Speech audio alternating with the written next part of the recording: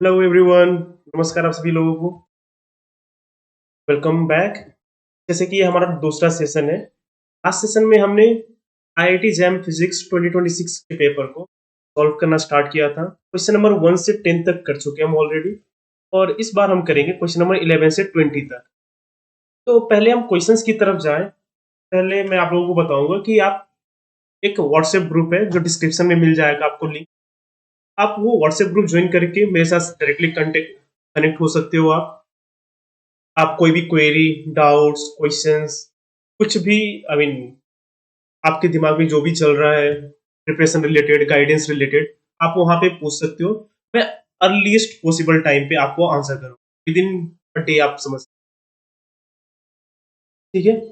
और नेक्स्ट एक और चीज बतानी थी कि आप डिटेल्ड कोर्सेज के लिए कक्षास पे ज्वाइन कर सकते हो। कक्षास का भी लिंक आपको डिस्क्रिप्शन में ही मिल जाएगा। अभी ऑफ भी चल रहे हैं नए सेशंस के लिए, नए बैचेस के लिए। आप ट्राई कर सकते हो, देख सकते हो और ज्वाइन कर सकते हो और अपने प्रिपरेशन को बूस्ट दे सकते हो आप। ठीक है। तो इतनी इन्फॉर्मेशन के बाद अभी हम चलिए स्टार्ट करते हैं क्वेश्चंस की तरफ। तो सबसे पहला क्वेश्चन हमारा क्वेश्चन नंबर 11। तो यहाँ पे क्वेश्चन क्या है, आप एक बार, अच्छा हाँ, एक और चीज मैं बोलूंगा कि आप क्वेश्चन मेरे सॉल्यूशंस देखने से पहले आप क्या करना, 2 मिनट के लिए पॉज करके वीडियो आप खुद ट्राई करना, क्वेश्चन करना।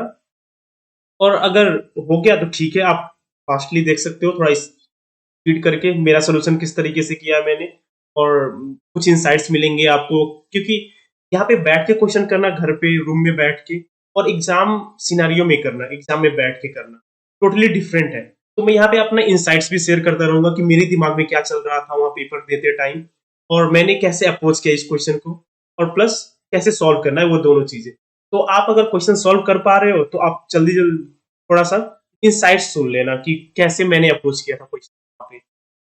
और अगर नहीं हुआ तो फिर सॉल्यूशन सारे आप देखना अच्छे से और सीखना, ट्राई टू लर्न। ठीक है। चलिए ये क्वेश्चन आप देख लीजिए एक बार। Consider the circuit of the figure, the voltage VC in volts is. यहाँ पे हमें एक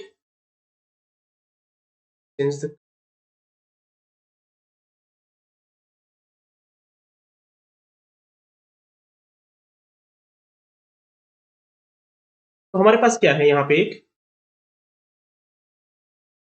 ये क्या है, एक ट्रांजिस्टर है। ट्रांजिस्टर पे हमें क्या चाहिए, टी पॉइंट पे कितना पोटेंशियल होगा, ये हमें निकालना है। तो सबसे पहले देखते हैं यहाँ पे हमारा इनपुट है एक 10 वोल्ट का।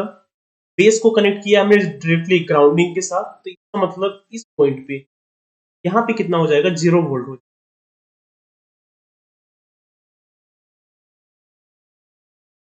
ये 0 वोल्ट है।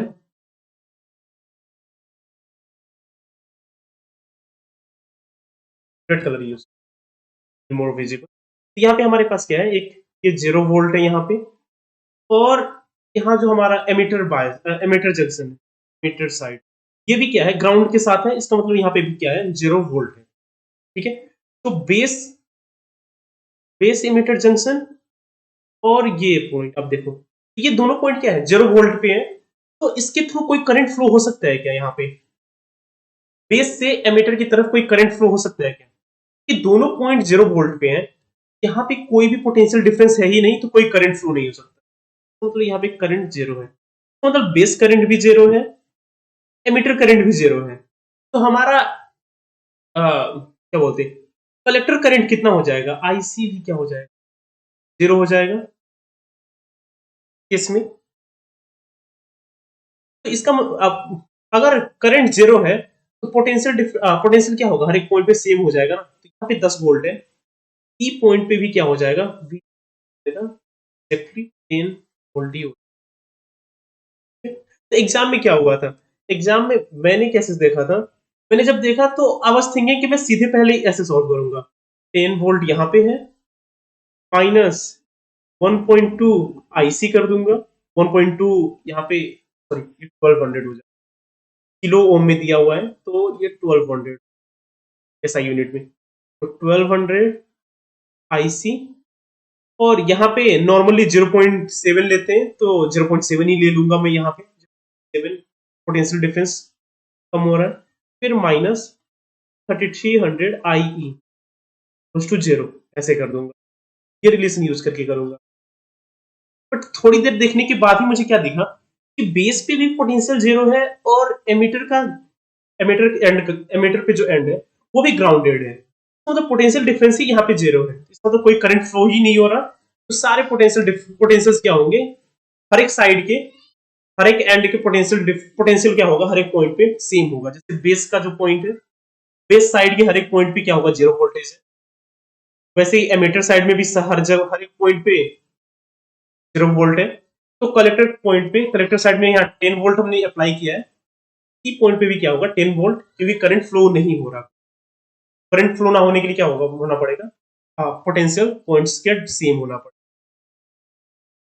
ठीक है, या फिर ऐसे भी कर सकते हो यहाँ पे आप कि 10 माइनस 1200 IC, कलेक्टर करंट कितना फ्लो हो रहा है वो इक्वल्स टू VC, ये हो जाएगा ना किरचॉफ वोल्टेज लॉ। यहाँ पे 10 वोल्ट है, करंट यहाँ पे फ्लो हो रहा है तो कुछ डीके हो, आई मीन करंट फ्लो हो रहा है तो कुछ वोल्टेज यूज होगा, वोल्टेज ड्रॉप होगा, और वो लास्ट में जाके VC पे एंड होगा। तो अगर करंट ही 0 है तो ये पॉइंट, ये पूरा टर्म 0 हो जाएगा और VC आ जाएगा 10। तो ऐसे आप अप्रोच कर सकते हैं। तो एक इसमें इनसाइट क्या था कि क्वेश्चन सॉल्व करने से पहले आप क्या करना, हर एक पॉइंट्स का पोटेंशियल देखना पहले, पोटेंशियल कैसे करंट। हाँ, इसमें सबसे ज्यादा इंपॉर्टेंट क्या है कि करंट फ्लो हो रहा है कि नहीं, करंट कितना फ्लो हो रहा है, करंट की बेसिस पे ही सॉल्व करना है इसको सबसे ज्यादा। मेरे लिए तो यही था, मैं जब भी ट्रांजिस्टर का कोई क्वेश्चन करने से I used to find current, current कितने फ्लो हो रहे हैं, क्योंकि वो थोड़ा इजियर होता है ना, पोटेंशियल डिफरेंस पोटेंशियल्स होते हैं, करंट निकाल सकते हैं, और करंट का रिलेशन फिर ये IC equals to IB IE करके कैलकुलेशंस इजी हो जाते हैं यहाँ पे करंट निकालने के बाद। तो वहां से मैं सबसे पहले मैं I used to find current, उसके बाद ही सारी चीजें। तो यहाँ पे वही करने लगा था मैं, करंट निकालने। बट फिर थोड़ी देर के बाद ही मुझे दिखा कि यहाँ पे पोटेंशियल 0 है, तो मुझे बाकी कुछ तो करना ही नहीं पड़ेगा, IC और IE का रिलेशन नहीं निकालना पड़ेगा। और ये पोटेंशियल डिफरेंस, ये जो 0.7 ले रहा हूँ, ये खास करके फॉरवर्ड बायस का होता है, बेस और एमीटर पूरे कलेक्टर से, ये अगर कलेक्टर पॉइंट है, ये कलेक्टर पॉइंट है और ये एमीटर पॉइंट है, तो इनके बीच का जो पोटेंशियल ड्रॉप होगा ना, ये पूरा का पूरा ये ज्यादा ही होता है, VC। ये 0. It's always greater than 0.7। ये फॉरवर्ड बायस और बैक रिवर्स बायस पे डिपेंड करता है। ये 0.7 जो ले रहा था ये भी रॉन्ग था एग्जाम के टाइम, वहां पे जो सोच रहा था स्टार्टिंग, जो अजम्पशन ले रहा था मैं। तो ये आप ध्यान रखना हमेशा ही कि ये जो 0.7 ड्रॉप होता है ना, ये होता है आपका ई, बेस से एमीटर तक का ड्रॉप जो होता है फॉरवर्ड बायस अगर है, तो उस टाइम पे 0.7, अगर सिलिकॉन का बना हुआ है तो 0.7, बाकी अगर जर्मेनियम का आई डोंट रिमेम्बर 0.3 या 0.4 होता है, तो उतना ड्रॉप होता है। तो यहाँ पे सिलिकॉन का ही होता है ट्रांजिस्टर खास करके, इसलिए हम 0.7 ही लेते हैं। ठीक है, तो ये आप ध्यान में रखना। ठीक है, डन। नेक्स्ट क्वेश्चन देखते हैं फिर। क्वेश्चन नंबर 12, ये भी आप एक बार पॉज करके देख लो, फिर इसको डिस्कस करते हैं।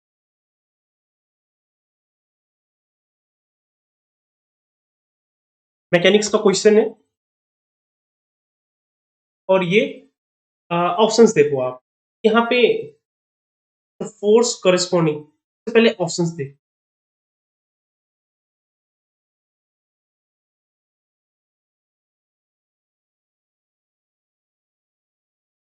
तो सबसे पहले the force corresponding to the potential is central, ये, फिर angular momentum, linear momentum and energy is conserve, is not conserve. ये सारे ऑप्शंस अच्छे से पढ़ना आप पहले। यहाँ पे energy of the system is not conserve, सबसे पहले हमें क्या चाहिए, इसको हम वी आर की फॉर्म में, आर के फॉर्म में लिख सकते हैं।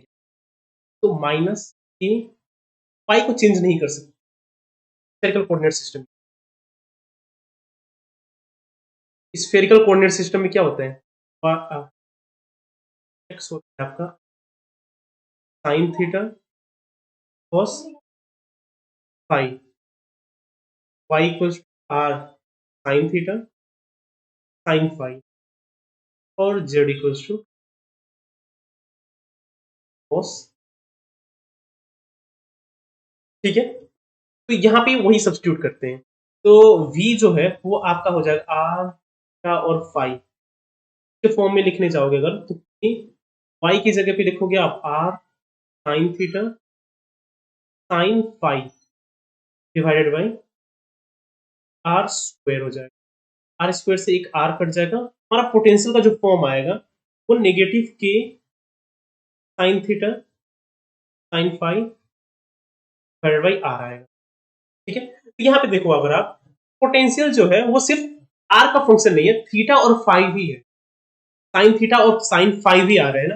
इसका मतलब जो पोटेंशियल है वो सिर्फ डिस्टेंस पे डिपेंड ना करके किस ओरिएंटेशन में कहाँ पे है उस पे भी डिपेंड कर रहा है। तो इसका मतलब ये जो फोर्स है, इसका जो फोर्स आएगा वो सेंट्रल पोटेंशियल सेंट्रल फोर्स नहीं, this would be wrong. Central forces में क्या होते हैं, हमेशा ही वो सिर्फ r का फंक्शन होगा, थीटा और फाई वाले फंक्शंस उसमें नहीं आएंगे, वो एलिमिनेट हो जाते हैं। ठीक है, जैसे हमारा ग्रेविटेशनल पोटेंशियल है, ग्रेविटेशनल पोटेंशियल में क्या होता है, negative G M by r होता है ना। तो ग्रेविटेशनल पोटेंशियल क्या है, सिर्फ आर का function, sine theta cos phi, ये एंगल वाले कोई भी कंपोनेंट्स नहीं आ रहे इसमें, तो इसको बोलते हैं सेंट्रल फोर्स। सेंट्रल फोर्स क्योंकि यहाँ पे थीटा और फाई भी आ रहा है, तो ये सेंट्रल फोर्स नहीं होगा। ठीक है, और नेक्स्ट इसी से रिलेट होता है कि एंगुलर मोमेंटम। एंगुलर मोमेंटम तभी कंजर्व होगा जब फोर्स क्या होगा, सेंट्रल होगा। अगर फोर्स सेंट्रल नहीं है तो एंगुलर मोमेंटम कभी भी कंजर्व नहीं होगा। Angular momentum of the system is not conserve, इसका मतलब ये ऑप्शन क्या होगा, करेक्ट है, यहीं पे मिलेगा। ठीक है, और linear momentum angular the y axis, y direction is conserve, ये निकालने के लिए क्या करोगे आप, लीनियर मोमेंटम कंजर्वेशन के लिए क्या करते हैं, फोर्स इक्वल्स टू जीरो। अगर आपका नेट फोर्स ही जीरो है तभी तो लीनियर मोमेंटम कंजर्व होता है ना। तो यहाँ पे हमें सिर्फ वाई एक्सिस में निकालना है, तो मतलब फोर्स का सिर्फ वाई कंपोनेंट क्या करना है हमें, जीरो से। ठीक है, इसका मतलब क्या करोगे आप, ये जो v है तो क्या करोगे, dv ओवर dy निकालो, dv ओवर dy निकालोगे, dv over dy del y हो जाएगा माइनस के over del y, y divided by square plus y square z square. यहाँ पे क्या करोगे आप, कोसेंट रूल लोगे आप, क्योंकि y न्यूमरेटर में भी है और डिनोमिनेटर में भी है, तो कोसेंट रूल लोगे आप, माइनस के फर्स्ट का डेरिवेटिव सेम हो गया minus y times two y second का डेरिवेटिव डिवाइडेड बाई ये पूरा का square x y square z square का होल। यहाँ पे देखो अगर आप, तुम्हारा रिजल्ट क्या आ रहा है, माइनस के आ रहा है यहाँ पे, ये क्या हो गया, फोर्स हो गया ना, Y component force, negative force का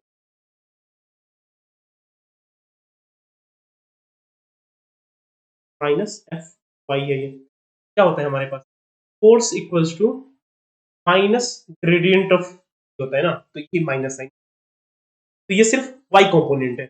यहाँ पे देखने से square plus z square same रहेगा, यहाँ पे y square minus two y square बच रहा है ना, ये माइनस टू वाई स्क्वायर हो रहा है, यहाँ पे minus y square divided by x minus plus z square का होल स्क्वायर। यहाँ पे देखो तो अगर आप, यहाँ पे फोर्स का वाई कंपोनेंट क्या जीरो आ रहा है, जीरो नहीं है ना, इसका मतलब लीनियर मोमेंटम क्या होगा, कंजर्व नहीं होगा। ठीक है, इसका मतलब थर्ड ऑप्शन भी रॉन्ग है, और लास्ट का option D, energy of the system is not conserve, क्या ये ट्रू है। तो अगर आप लोगों ने क्लासिकल मैकेनिक्स किया है तो वहां पे एक रूल क्या है कि अगर आपके पास कोई हैमिल्टोनियन है, हैमिल्टोनियन या फिर पोटेंशियल ही देखते हैं, कोई भी पोटेंशियल है, अगर पोटेंशियल सिर्फ अगर आर का फंक्शन है, ठीक है, पोजीशन वेक्टर का, वो टाइम का एक्सप्लिसिटली कोई फंक्शन नहीं है, टाइम उसमें नहीं आ रहा है, ठीक है, टाइम का वेरिएबल, तो वैसे पोटेंशियल क्या होते हैं हमेशा, वैसे पोटेंशियल में एनर्जी कंजर्व हो, सॉरी, इस केस में एनर्जी इज नॉट कंजर्व, और सिर्फ अगर आर का फंक्शन है, ठीक है, आर का फंक्शन मीन्स टाइम नहीं आएगा, आर में अभी आपका रेडियस, एंगल भी आ जाएंगे, एक्स वाई जेड कंपोनेंट तीनों आएंगे, बट टाइम, टाइम का देखो आप कि अगर पोटेंशियल में टाइम डिपेंडेंट पोटेंशियल है या फिर time independent potential, time dependent potential में एनर्जी कंजर्व नहीं होता है, टाइम इंडिपेंडेंट पोटेंशियल में क्या होता है, एनर्जी कंजर्व होता है, और कोई भी अगर ऐसे सिर्फ आर का फंक्शन है पोटेंशियल, वहां पे एनर्जी, तो इस केस में देखो, तो अगर आप इस केस में टाइम नहीं है ना, टाइम एक्सप्लिसिटली नहीं आ रहा पोटेंशियल में, देखो आप, तो सिर्फ एक्स वाई जेड यही सारी चीजें, कहीं पे भी टाइम नहीं है इस पोटेंशियल में, इस पोटेंशियल का एनर्जी भी क्या होगा, कंजर्व होगा, ये डी का ऑप्शन जो एनर्जी नॉट कंजर्व नहीं होगा, एनर्जी इज कंजर्व, ठीक है। आई होप सारे ऑप्शंस क्लियरली पता चल गए होंगे। तो एग्जाम में मैंने कैसे किया था, एग्जाम में मैंने सिर्फ यही एंगुलर मोमेंटम निकाला, सॉरी, मैंने फोर्स निकाला था, फोर्स सेंट्रल फोर्स आया कि नहीं आया, तो सेंट्रल फोर्स नहीं आया था, इसी सेम तरीके से ही, तो मैंने क्या कर दिया, P, angular momentum is not conserve, वहीं पे सिलेक्ट करके मैंने आगे बढ़ गया। यहाँ पे सिर्फ आप लोगों को एक्सप्लेन करने के लिए कि बाकी चीजें कैसे चेक करते हैं, तो इसलिए मैंने एक्सप्लेन कर दिया, वैसे आपको नहीं चाहिए होगा, ये सारे ऑप्शंस आपको तभी एनालाइज करने होंगे जब एमएसक्यू होगा, आपको सेकेंड थर्ड सेक्शन होता है शायद, जहाँ पे एमएसक्यू होते हैं, एमएसक्यू मीन्स एक से ज्यादा ऑप्शंस भी राइट हो सकते हैं, उस केस में आपको सारे ऑप्शन ही एनालाइज करने पड़ते हैं, बट क्वेश्चन नंबर बाकी के सेक्शंस में आप बस कोई एक राइट ऑप्शन निकाल लिए तो वही सिर्फ रहेगा, तो आप बाकी ऑप्शंस को एनालाइज नहीं करना पड़ेगा, ठीक है। तो यहाँ पे भी मुझे मुझे पता था कि ये एमसीक्यू ही है, बस एक ही ऑप्शन राइट होंगे यहाँ पे, तो बी वाला आ गया था, तो मैंने बाकी दोनों एनालाइज भी नहीं किया सामने, तो ठीक है, ठीक, चलिए फिर नेक्स्ट क्वेश्चन देखते हैं, सिमिलरली नेक्स्ट क्वेश्चन, ये अच्छा क्वेश्चन था, एग्जाम में भी मजा आया था, एक बार देखिए, आपको इलेक्ट्रिक फील्ड और मैग्नेटिक फील्ड दिया है, एक रेस्ट फ्रेम में और एक मूविंग फ्रेम में, तो इन दोनों का रिलेशन कैसे होगा, अगर गैलीलियन ट्रांसफॉर्मेशन सही होता, ठीक है, गैलीलियन ट्रांसफॉर्मेशन पता होगा आप लोगों को, एक लोरेंज ट्रांसफॉर्मेशन है स्पेशल रिलेटिविटी में, और दूसरा गैलीलियन ट्रांसफॉर्मेशन है, तो गैलीलियन ट्रांसफॉर्मेशन अगर करेक्ट है, ठीक है, तो उस केस में यहाँ पे कंडीशन क्या दिया है कि फोर्स, ये फॉर्म जो है फोर्स का, फोर्स हमेशा कांस्टेंट आएगा, फोर्स चेंज नहीं होगा, ठीक है, अगर गैलीलियन ट्रांसफॉर्मेशन सही होता, तो वो फोर्स, तो फोर्स का रिलेशन यूज करके हमें क्या करना है, इलेक्ट्रिक फील्ड और मैग्नेटिक फील्ड का रिलेशन निकालना, अगर आप लोगों ने स्पेशल रिलेटिविटी किया है तो आप लोगों को पता होगा कि लोरेंज ट्रांसफॉर्मेशन यूज करके इलेक्ट्रिक फील्ड और मैग्नेटिक फील्ड का रिलेशन दोनों मूविंग फ्रेम में और स्टेशनरी फ्रेम के निकालते हैं, वो अलग आता है, यहाँ पे थोड़ा सा अलग है, तो यहाँ पे हम वो एजम्पशन यूज करके करना है, क्वेश्चन में जो दिया है कि गैलीलियन ट्रांसफॉर्मेशन यूज करके इलेक्ट्रिक फील्ड और मैग्नेटिक फील्ड का रिलेशन निकालना है, ई डैश और B dash, E dash E और बी डैश बी, ठीक है, तो इसको कैसे करेंगे, तो सबसे पहले स्टेशनरी फ्रेम में, स्टेशनरी फ्रेम में क्या होगा, फोर्स, रेस्ट फ्रेम में करते हैं, रेस्ट फ्रेम में क्या होगा, force will be simply q times e vector plus q times v vector cross e vector, जहां पे v क्या है हमारा, पार्टिकल का मूविंग स्पीड है, कि कोई भी ऑब्जेक्ट मूव हो रहा है अगर, तो उसका स्पीड यहाँ पे v है, ठीक है, दिस इज क्लियर।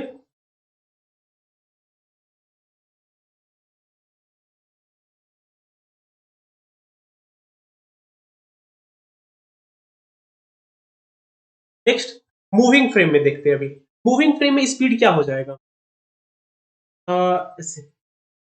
ये एक फ्रेम है, स्टेशनरी, रेस्ट और दूसरा एक मूविंग फ्रेम है जो v स्पीड से आगे बढ़ रहा है, v नॉट स्पीड।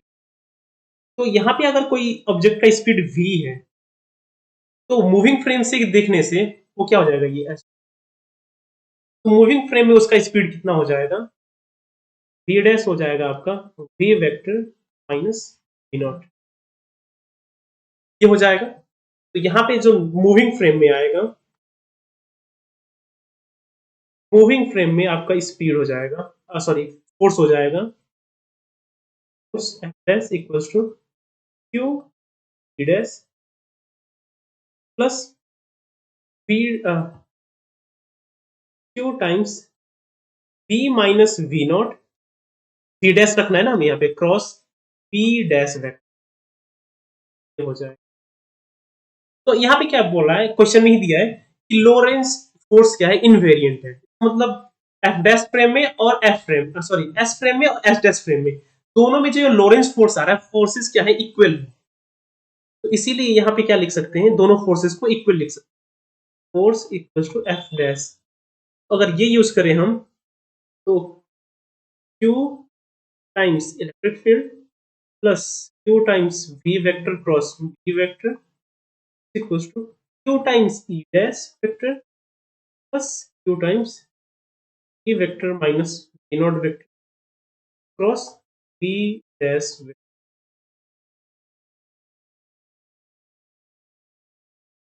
ठीक है,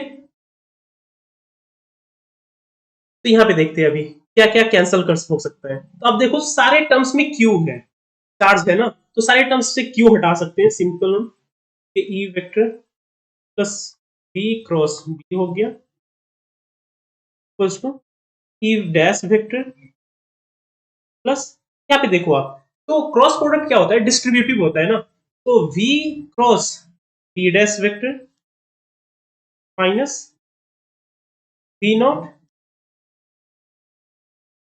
वेक्टर प्लस,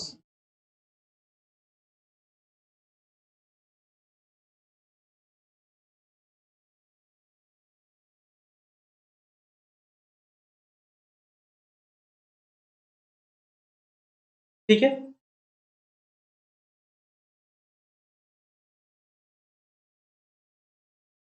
दिस क्लियर।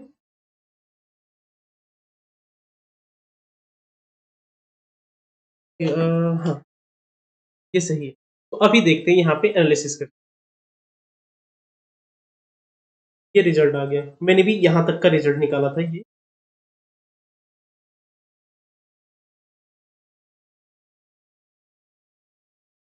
तो एक और चीज कर सकते हैं यहाँ पे, V क्रॉस V, ये V वाले टर्म्स को एक जगह पे लिख देते हैं और बाकी सबको एक जगह पे। यहाँ पे आ जाएगा vector minus vector dash plus V not cross E vector, ये हो गया। और दूसरी तरफ क्या है, V vector cross V vector plus,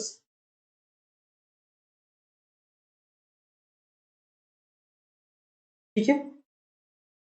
ये देखो तो अगर आप यहाँ पे, तो एक देखो राइट साइड में V का V वेक्टर, मतलब जो पार्टिकल का मोशन है उस पर डिपेंड कर रहा है, राइट साइड माइनस में होगा ना,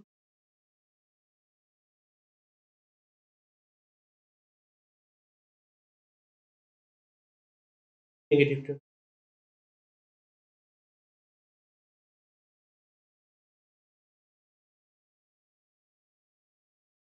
एक सेकेंड है, कौन सा माइनस में होगा, सबको राइट साइड में लेके आया algebraically. I mean answer result same आएगा बट अल्जेब्रिकली भी हम सही। तो बी डैश वेक्टर पॉजिटिव है क्योंकि राइट वी वाले वेक्टर को हम राइट साइड में लेके आए, बाकी सबको लेफ्ट साइड की तरफ लेके। ठीक है, यहाँ पे देखो तो कि लेफ्ट साइड में वो वी पे डिपेंड नहीं कर रहा, राइट साइड में क्या कर रहा है, वी पे स्पीड पे डिपेंड कर रहा है। ठीक है, तो ये तभी पॉसिबल है जब दोनों क्या हो, दोनों टर्म्स इंडिपेंडेंट हो, एक स्पीड पे डिपेंड नहीं कर रहा और एक स्पीड पे डिपेंड कर रहा है। तो दोनों अगर इंडिपेंडेंट होंगे, दोनों साइड अगर इंडिपेंडेंट हुए तभी क्या होगा, ये दोनों, ये रिलेशन सही आएगा। वरना आप सोचो, राइट साइड का स्पीड अगर चेंज करेंगे तो अलग अलग स्पीड आंसर अलग आता जाएगा ना, स्पीड अगर चेंज करते जगह तो। बट राइट साइड का तो स्पीड पे डिपेंड ही नहीं कर रहा। देखो, सॉरी, लेफ्ट साइड का स्पीड पे डिपेंड नहीं कर रहा पार्टिकल की, बट राइट साइड वाला डिपेंड कर रहा है। अगर हम स्पीड चेंज करें, स्पीड को 10 मीटर पर सेकंड से 20 मीटर पर सेकंड, तो राइट साइड का क्या होगा, चेंज हो जाएगा ना राइट साइड का वैल्यू, बट लेफ्ट साइड का तो चेंज नहीं होगा। इसका मतलब ये सही होने के लिए क्या होना पड़ेगा, इस रिलेशन को हमेशा जीरो होना पड़ेगा। मतलब क्या होना पड़ेगा, A equals to total equals to zero होना पड़ेगा। ये समझ में आया आप लोगों को कि कैसे हुआ? देखो, आप स्पीड है, राइट साइड में स्पीड है पार्टिकल का, लेफ्ट साइड में स्पीड नहीं आ रहा, तो अगर स्पीड अगर चेंज करोगे आप तो राइट साइड का तो वैल्यू भी चेंज होता जाएगा ना, अगर स्पीड चेंज किए तो। बट अगर राइट साइड का जीरो वैल्यू है तो स्पीड आप कितना भी चेंज करो, जीरो से कुछ भी मल्टीप्लाई करने से क्या आता है, जीरो ही रिजल्ट आता है इसका। इसीलिए ये क्या होना पड़ेगा, आपको जीरो होना पड़ेगा। तो सिमिलरली ये राइट लेफ्ट साइड का भी क्या हो जाएगा, जीरो हो जाएगा। ठीक है, दोनों साइड अगर जीरो है तभी ये रिलेशन सेटिस्फाई होगा। और अगर स्पीड आप चेंज करोगे, स्पीड चेंज करने से क्या होगा, आपका राइट साइड का डिफरेंट आएगा, लेफ्ट साइड का डिफरेंट आने लगेगा आंसर। इसीलिए हमेशा क्या होना पड़ेगा, जीरो आना पड़ेगा, तभी ये रिलेशन हमेशा इक्वल रहेगा। ठीक है, इन जनरल ये इक्वल होना पड़ेगा ना, इसीलिए हमारा जो डैश वेक्टर यहां से आ जाएगा equals to E vector plus B not cross B dash या बी लिख, अब यहाँ पे राइट साइड का यूज करेंगे तो क्या आ जाएगा, B vector equals to B dash vector. तो ये बी डैश की जगह पे सिर्फ बी रख सकते हैं। यस, आई होप सबको क्लियर होगा। कोई भी डाउट होने से आप कमेंट में पूछ लेना, I explain again. I hope मैंने अच्छे से एक्सप्लेन किया है। यहाँ पे क्या किया है मैंने, सबसे पहले यहाँ पे क्या किया था मैंने, सब मेरा दिमाग में क्या था एग्जाम में भी, कि फोर्स इनवेरिएंट है, तो दोनों केसेस के लिए मैं फोर्सेस निकाल देता हूँ। तो रेस्ट केस में ये फोर्स है, ठीक है, एक ग्रीन कलर का, रेस्ट केस के लिए ग्रीन कलर का ये फोर्स है ग्रीन बॉक्स में। सिमिलरली आपका मूविंग फ्रेम में लोरेंस फोर्स ये ब्लू कलर का है। तो यहाँ पे क्वेश्चन में दिया है कि गैलीलियन ट्रांसफॉर्मेशन अगर करेक्ट होता तो लोरेंस फोर्स क्या होते, दोनों के सेम होते, दोनों को इक्वेट किया। फिर मैंने देखा कि जो वेलोसिटी वाला टर्म है उसको एक साइड में रख सकते हैं और बाकी सबको एक साइड में, और वेलोसिटी वाला जो टर्म है वो स्पीड पे डिपेंड कर रहा है। अगर पार्टिकल का स्पीड में चेंज करूं तो राइट साइड का आंसर चेंज होने लगेगा, बट लेफ्ट साइड का तो चेंज नहीं होगा, लेफ्ट साइड का तो स्पीड पे डिपेंड ही नहीं कर रहा। तो ऐसा इन जनरल अगर करेक्ट करना है तो ये क्वांटिटी क्या होना पड़ेगा, हमेशा जीरो होना पड़ेगा। जीरो नहीं है, ठीक है, बी डैश ये राइट साइड का अगर जीरो नहीं है तो ये क्या होगा, स्पीड पे डिपेंड करेगा, बट लेफ्ट साइड का तो स्पीड पे डिपेंड ही नहीं कर रहा। तो सेम पार्टिकल के लिए ही अगर आप स्पीड चेंज करोगे तो ये रिलेशन रॉन्ग होने लगेगा। फिर एक स्पीड के लिए मान लीजिए सही भी आ गया तो बाकी स्पीड्स के लिए अलग अलग आंसर आने लगेंगे। तो इसीलिए ये रिलेशन क्या होना पड़ेगा, हमेशा जीरो होना पड़ेगा। ठीक है, तो जीरो करके दोनों साइड को इक्वेट कर दिया, लेफ्ट साइड का अलग जीरो हो गया और राइट साइड का अलग जीरो हो गया। तो राइट साइड की वजह से B dash equal to B आ गया और लेफ्ट साइड की वजह से ये वाला रिलेशन। ठीक है, E dash equal to E plus B not cross B, यहाँ पे मैच कराते हैं, E dash equal to E plus B not cross B, option B match हो रहा है, आंसर हो गया। ठीक है, आई सबको क्लियर होगा ये। इसमें बस यही दिमाग में, आई मीन ये नया चीज था, नया हो सकते हो कि यहाँ पे वी सॉरी कि आपको अलग अलग सेपरेट करना था, और राइट साइड का वी पे डिपेंड कर रहा है, इसलिए वो राइट साइड का और लेफ्ट साइड का दोनों क्या जीरो होना चाहिए। ऐसे ही सेम केसेस हम पार्शियल डिफरेंशियल इक्वेशन में भी करते हैं, सेपरेशन ऑफ वेरिएबल की हो गया, आप लोगों का होगा थोड़ा थोड़ा, अगर नहीं किए तो ऐसा करते हैं। ठीक है, एक वेरिएबल्स को एक साइड में रखते हैं, बाकी वेरिएबल्स को एक साइड में, तो ऐसे सेपरेट कर सके, तो वहां से आपको इनसाइट्स मिलते हैं कि कैसे इसको सॉल्व कर सकते हैं आगे। ठीक है, नेक्स्ट क्वेश्चन।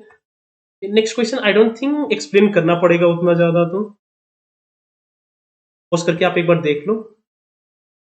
यहाँ पे क्या है कि एक हार्मोनिक ऑसिलेटर है, क्लासिकल और क्वांटम सिस्टम। क्वांटम में आपका क्वांटम वाला ये प्रोबेबिलिटी डिस्ट्रीब्यूशन बनाना है।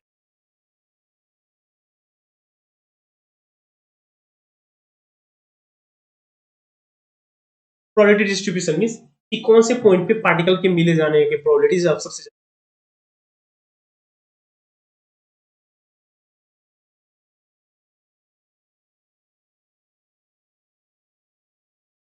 जो क्वांटम सिस्टम है वो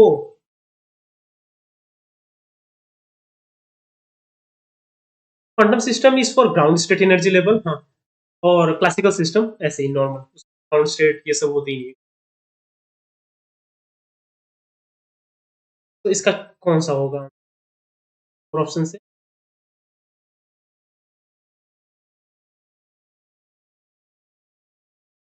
तो सबसे पहले मैंने कैसे किया था, तो मुझे ये सेम सेम जो होता है क्लास में हमने किया था।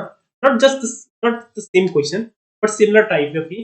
हमारे प्रोफेसर जो क्वांटम मैकेनिक्स पढ़ा रहे थे सर, उन्होंने हमें कराया था। और आप लोगों ने अगर ग्रिफिथ का बुक पढ़ा होगा, तो ग्रिफिथ के बुक में आप लोगों को प्रोबेबिलिटी डिस्ट्रीब्यूशन जो सेकंड यूनिट ही है शायद, क्वांटम मैकेनिक्स का सेकंड यूनिट ही, उसमें प्रोबेबिलिटी डिस्ट्रीब्यूशन के बारे में पढ़ाया है।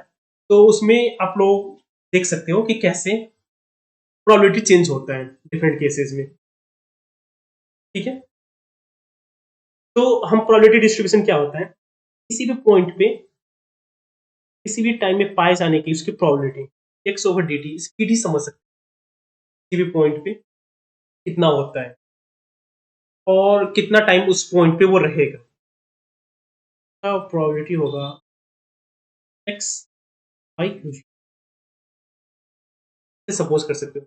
मुझे याद था, अब देखो कि कोई भी हार्मोनिक ऑसिलेटर है, अगर उसके सबसे ज्यादा पाए जाने के प्रोबेबिलिटीज कहाँ होते हैं, उसके सबसे टॉप पॉइंट पे फिर से वो वापस आ जाता है। तो मतलब वो क्या होगा, क्लासिकल सिस्टम में क्या होगा उसका प्रोबेबिलिटी, जो सबसे ज्यादा जब दूर जाएगा ना, सबसे ज्यादा दूर पॉइंट पे, उसके एक्सट्रीम पॉइंट नोड पे, ये उसका एक्सट्रीम नोड है दोनों, लेफ्ट और राइट के। तो जब पार्टिकल जब एक्सट्रीम एंड पे जाता है ना, तो उसका स्पीड नियरली जीरो हो जाता है ना। इसका मतलब उस पॉइंट पे वो सबसे ज्यादा टाइम स्पेंड करेगा। इसीलिए जो उसका नोड होता है, नोड पे उसका पाए जाने प्रोबेबिलिटी क्या होता है, सबसे ज्यादा होता है, प्रोबेबिलिटी डेंसिटी।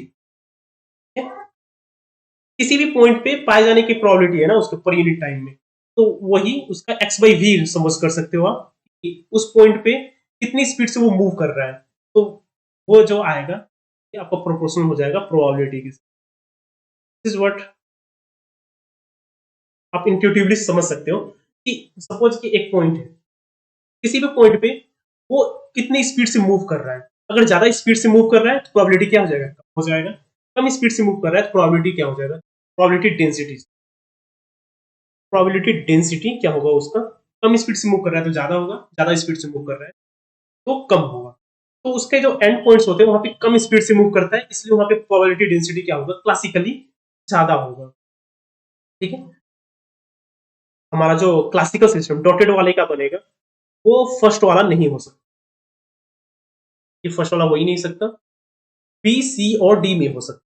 ठीक है, नेक्स्ट हमारे पास है अभी probability density for quantum system. तो जो ग्राउंड स्टेट होता है, sigh of ground state, ground state का साई क्या होता है, प्रोपोर्शनल टू एक्सिस होता है। उसका सेंटर पे प्रोबेबिलिटी ज्यादा होगा, और क्या होगा, जितनी दूर जाओगे आप उसको एक्सपोनेंशियली क्या होता है, वो डीके होता जाएगा। इसीलिए, और यहाँ पे एक्सपोनेंशियल डीके है, क्वाड्रेटिक डीके नहीं है, इसीलिए क्या होगा आप, ये नहीं हो, ये नहीं हो सकता। नेक्स्ट, हाँ, और बी में हो सकता है, एक्सपोनेंशियल डीके दोनों में है ना। एक्सपोनेंशियल, ये क्या है, क्वाड्रेटिक डीके है। आप देखो तो पैराबोलिक शेप, पैराबोलिक शेप के लिए तो क्या होना चाहिए, y equals minus x square के फॉर्म में होना चाहिए ना कुछ, e की पावर माइनस एक्स स्क्वायर की फॉर्म। इस c का नहीं हो सकता, b और d होगा। तो b और d में क्या है, अब देखो तो प्रोबेबिलिटी क्या हो रहा है, बी बी ऑप्शन में बी ऑप्शन में देखोगे तो प्रोबेबिलिटी एक पॉइंट के बाद वो जीरो हो जा रहा है, बट क्वांटम सिस्टम में, क्वांटम हार्मोनिक ऑसिलेटर में प्रोबेबिलिटी क्या होता है, इन्फिनिट तक जाता है, इन्फिनिट पे जाके जीरो होगा। इसलिए ऑप्शन बी नहीं हो सकता, इसका ऑप्शन होगा। यहाँ पे आप देखो क्वांटम सिस्टम के लिए प्रोबेबिलिटी जीरो नहीं हो रहा कहीं पे भी, बहुत ही ज्यादा दूर जाके जीरो होगा, कहीं पे होगा, या क्या बोल सकते हो, एसिम्प्टोटिक होगा उसका कर्व। और फिर क्या बोलते हैं, क्वांटम क्लासिकल सिस्टम के लिए भी वो कर्व बना रहा है अपवर्ड पैराबोलिक शेप का। ठीक है, अंडरस्टूड ये। तो इसके लिए आपको क्वांटम हार्मोनिक ऑसिलेटर का वेव फंक्शन पता होना चाहिए, ग्राउंड स्टेट में कैसा होता है। और दूसरा ये रिलेशन कि प्रोबेबिलिटी डेंसिटी क्या होता है, हमेशा सिर्फ उसके स्पीड पे डिपेंड नहीं करता, पोजीशन, सॉरी उसके पोजीशन पे नहीं, किसी भी पोजीशन पे कितनी स्पीड से वो मूव कर रहा है, इनवर्सली प्रोपोर्शनल प्रोबेबिलिटी। ठीक है, ठीक है।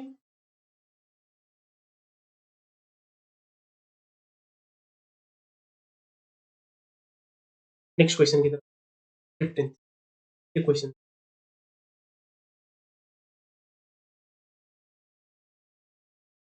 ये क्वेश्चन अच्छा है, स्पेशल रिलेटिविटी का है, और ये मैंने ही यूट्यूब पे भी पढ़ाया है, तो आप चेकआउट कर सकते हो यूट्यूब कोर्स भी, और कक्षा पे भी जुड़ सकते हो आप बेटर प्रिपरेशन के लिए। तो एग्जाम ओरिएंटेड लर्निंग के लिए तो हमारे कक्षा से ही, बट आपको ब्रॉड अंडरस्टैंडिंग भी चाहिए थोड़ा कि स्पेशल रिलेटिविटी कैसे वर्क करता है, कैसे आया था, तो हमारे कक्षा चैनल पे ही, यूट्यूब चैनल, हमारा एक कोर्स भी है स्पेशल रिलेटिविटी का, आप वो भी देख सकते हो।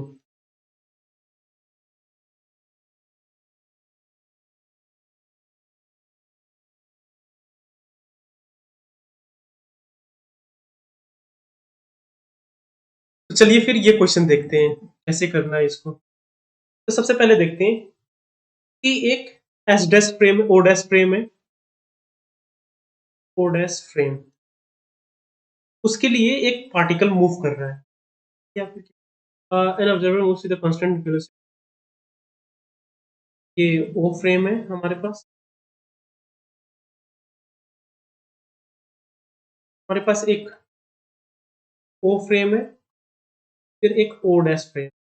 ये ओ डैश फ्रेम क्या हो रहा है, v स्पीड से राइट साइड की तरफ मूव कर रहा है किसी स्पीड से, ओ डैश है। ओ डैश फ्रेम में ही, उसके फ्रेम में, अपने फ्रेम में लाइट रे इज एमिटेड पी पॉइंट से, पी पॉइंट से लाइट रे एमिट हो रहा है, फिर या क्यू पॉइंट पे मिरर है, मिरर से फिर से रिफ्लेक्ट बैक हो रहा है। ठीक है, तो देखो आप ये P है, Q है, और ये R है। तो ओ फ्रेम में कैसे होगा, ओ फ्रेम में जब आप बनाओगे इसको, दोनों का जो एक्सिस होगा, यहाँ पे आप देख सकते हो एक्सिस क्या होंगे, ऐसे एंगल में ओरिएंट होंगे। ये अगर एक्स है,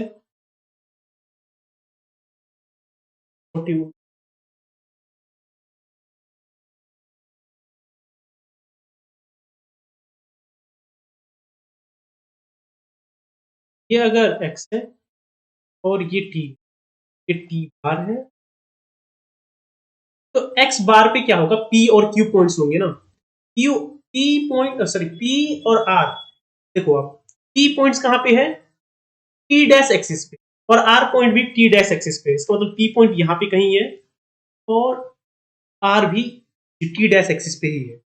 और थर्ड, क्यू कहाँ पे है, एक्स बार एक्सिस पे है ना, ये टी बार है और ये एक्स बार है ना, मूविंग फ्रेम का, इसका मतलब क्यू पॉइंट यहाँ पे कहीं, ये क्यू पॉइंट है, और ये मतलब जो लाइट होगा वो ऐसे 45 डिग्री बनेगा हमेशा भी एक्सिस के, तो ऐसा शेप का ऑप्शन में मैच कर लेते हैं अभी। वो फर्स्ट ऑप्शन देखो आप, फर्स्ट ऑप्शन में क्या दे रहा है कि पी पॉइंट टी एक्सिस पे है, टी एक्सिस पे तो लाई नहीं कर रहा था ना, पी पॉइंट क्या कर रहा था हमेशा, टी बार एक्सिस पे लाई कर रहा था, इसका मतलब पी, ये ऑप्शन नहीं हो सकता। थर्ड में देखते हैं, अब सेकंड में भी सेकंड ऑप्शन भी सेम है। पी को ही देखो आप, तो पी पी एक्सिस पे नहीं, टी डैश एक्सिस पे, आर एक्सिस पे।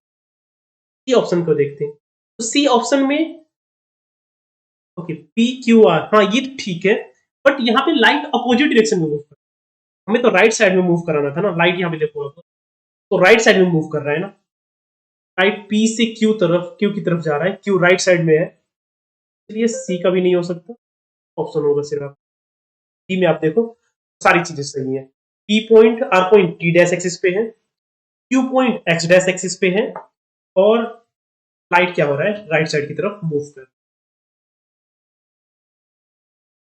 ठीक है, क्लियर है ये।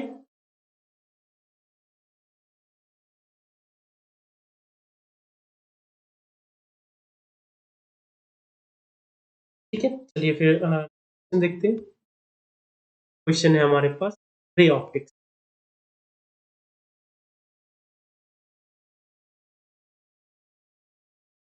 तो रे ऑप्टिक्स देखते हैं।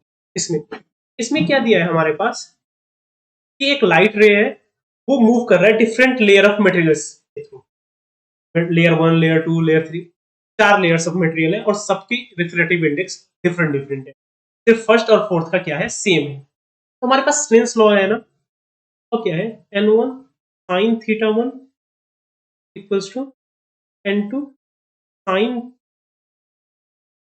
मतलब क्या है कि जिस मटेरियल ले रहे हैं उस मटेरियल में नॉर्मल ड्रॉ करूंगा, उसका refractive index into sine theta one, normal के साथ का एंगल मल्टीप्लाई करने के बाद क्या आएगा, वो हमेशा कांस्टेंट आएगा। N sine theta equals to constant, ये हमेशा ही कांस्टेंट रहेगा, ठीक है, किसी रे ऑफ लाइट के लिए। इसका मतलब यहाँ पे अगर आप देखो तो नॉर्मल से कितना एंगल बन रहा है, 70 डिग्री बन रहा है, ठीक है। तो आप हर एक लेयर को एनालाइज नहीं करना पड़ेगा, हमें हमें क्या एनालाइज करना होगा, ओके ऐसे कर सकते हैं, ठीक है।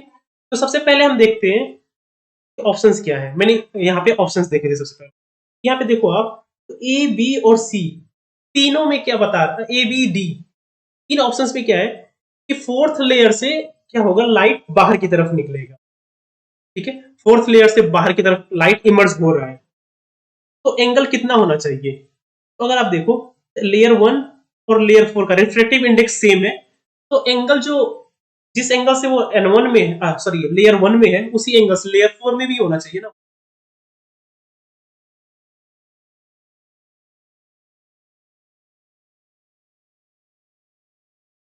ठीक है।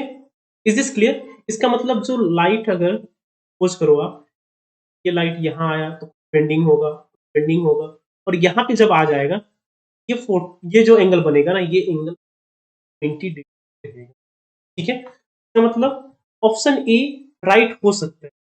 अभी एक और चीज है, यहाँ पे एक और चीज नोटिस करो अगर आप, तो लेयर टू और लेयर थ्री, यहाँ पे देखो तो जब आप लेयर टू से लेयर थ्री के बीच में, तो क्या हो रहा है, आप डेंसर मीडियम से रेयर मीडियम में जा रहे हो, तो इस केस में आप क्या हो सकता है वहां पे, टोटल इंटरनल रिफ्लेक्शन हो सकता है ना। अब जब डेंसर मीडियम से रेयर मीडियम में जाते हो तो टोटल इंटरनल रिफ्लेक्शन हो सकता है, तो इसलिए हमें क्या करना होगा, ये ऑप्शन थ्री भी एनालाइज करना पड़ेगा इस केस में। ए बी डी तो सिर्फ सिंपली आ गए, अगर ऑप्शन अगर बाहर आ रहा है फोर्थ लेयर तक अगर, तो ऑप्शन ए राइट होगा फॉर श्योर, ठीक है। बट अगर फोर्थ लेयर तक नहीं पहुंच रहा, क्योंकि यहाँ पे टोटल इंटरनल रिफ्लेक्शन हो सकता है लेयर टू और लेयर थ्री के बीच में, टोटल इंटरनल रिफ्लेक्शन हो सकता है, तो इसीलिए इस केस में क्या करना होगा, हमें पहले निकालते हैं कि टोटल इंटरनल रिफ्लेक्शन होगा या नहीं होगा। अगर होगा फिर तो आगे बढ़ेगा ही नहीं, तो हमारा सी ऑप्शन राइट हो जाएगा। अगर टोटल इंटरनल रिफ्लेक्शन नहीं हुआ तो ऑप्शन ए राइट हो जाएगा, ठीक है। तो सबसे पहले क्रिटिकल एंगल निकाल देते हैं। तो क्रिटिकल एंगल क्या होगा इस लेयर के लिए, लेयर टू और लेयर थ्री, रेड कलर का देखो आप, ये जो बाउंड्री है, इस बाउंड्री पे क्रिटिकल एंगल कितना होगा, साइन क्रिटिकल, ये होता है आपका रेयरर रेयरर मीडियम का n two divided by n one होगा, रेयरर मीडियम का ऊपर होता है और डेंसर मीडियम का रिफ्लेक्टेड नीचे होता है डिनोमिनेटर में। यहाँ से अगर ले जाओ साइन इनवर्स 1.3 को कैलकुलेटर में करते हैं।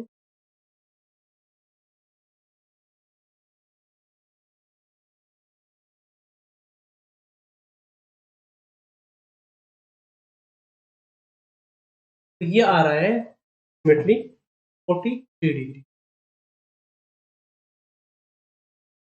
तो ये 43 डिग्री जो है वो नॉर्मल के साथ बनता है, ये ध्यान रखना, ये भी ध्यान रखना है।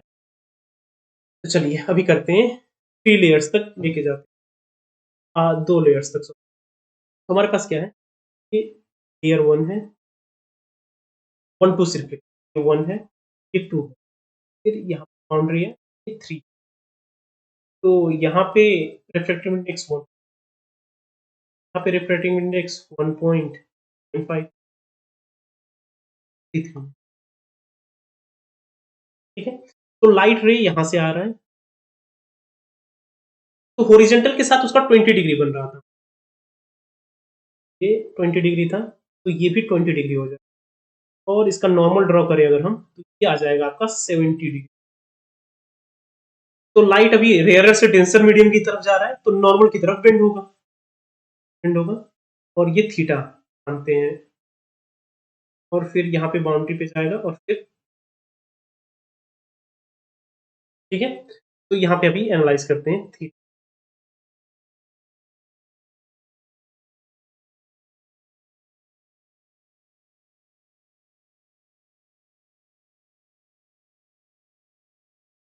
यही तक करते हैं, फिर ये जब थीटा आएगा, थीटा से ही पता चल जाएगा ना कि हमारा क्रिटिकल एंगल से ज्यादा है या क्रिटिकल एंगल से कम है, ठीक है। तो हमारा हो जाएगा 1.45 इंटू साइन 70 डिग्री होगा, 20 डिग्री हॉरिजॉन्टल के साथ था, हमें नॉर्मल के साथ के एंगल चाहिए रिफ्रैक्टिव इंडेक्स वाले सारे फॉर्मूलेज में। टू एन टू कितना 1.95,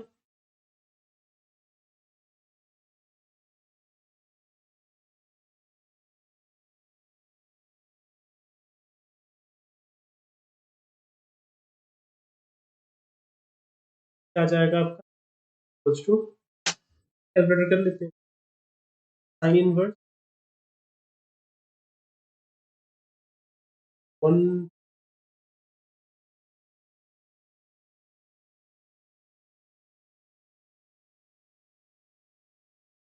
क्या आ रहा है आपका 44 डिग्री। देखो तो 44 degree is obviously greater than 43 degree, यहाँ पे क्रिटिकल एंगल ही 43 डिग्री था, और हमारा थीटा आ रहा है 44 डिग्री। इसका मतलब सेकेंड लेयर से थर्ड लेयर में जो लाइट जा रहा है वो 44 डिग्री पे जा रहा है, 44 degree is greater than 43 degree, critical angle से ज्यादा है, इसलिए इस केस में क्या होगा, हमारा टोटल इंटरनल रिफ्लेक्शन हो जाएगा। टोटल इंटरनल रिफ्लेक्शन होने की वजह से थर्ड लेयर में लाइट जाएगा ही नहीं, ये ऑप्शन क्या होगा, राइट होगा, ये राइट नहीं होगा, ठीक है। अगर टोटल इंटरनल रिफ्लेक्शन नहीं होता, अगर लाइट पास हो रहा होता, तो ऑप्शन ए राइट होता, क्योंकि यहाँ पे लाइट क्या बोलते हैं थर्ड लेयर तक जा ही नहीं रहा, फोर्थ लेयर में कैसे जाएगा, थर्ड लेयर से ही क्या हो रहा है, यहाँ पे टोटल इंटरनल रिफ्लेक्शन हो जा रहा है, लाइट यहाँ पे रिफ्लेक्ट बैक हो जा रहा है, तो इसीलिए उसके ऊपर जाएगा ही नहीं, तो फोर्थ लेयर तक जाने का क्वेश्चन ही नहीं हो रहा, ठीक है। क्लियर है ये।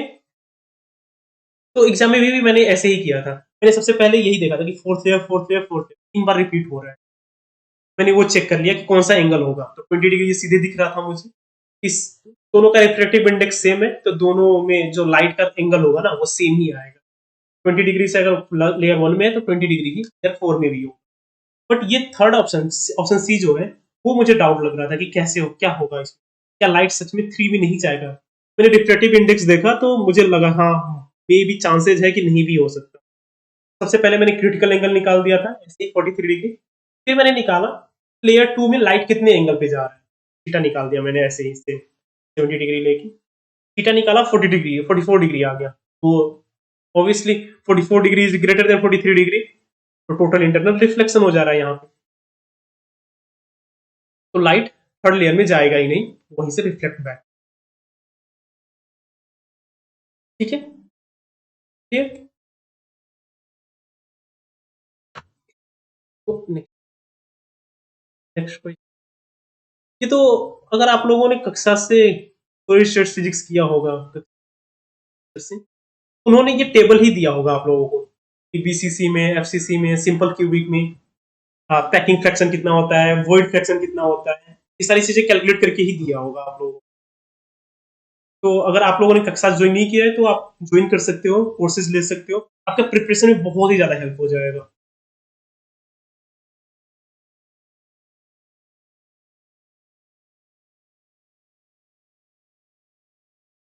कि अगर समवन कि नहीं पता, अगर नहीं याद किया हो आप लोगों ने फिगर इफेक्ट, तो ये हम करते हैं।